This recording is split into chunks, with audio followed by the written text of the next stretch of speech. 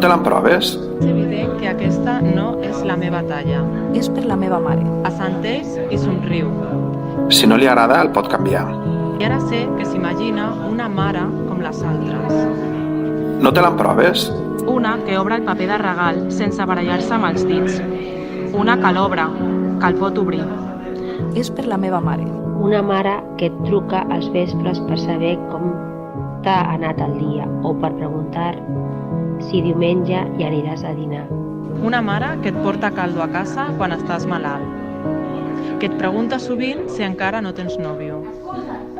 Que fa mitjons de llana per als fills dels teus germans. Si no li agrada, el pot canviar. Imagino que imagina una mare com les altres, mentre embolica el regal i em somriu. Potser a ella li hauria agradat que la seva filla li comprés un jersei tan bonic.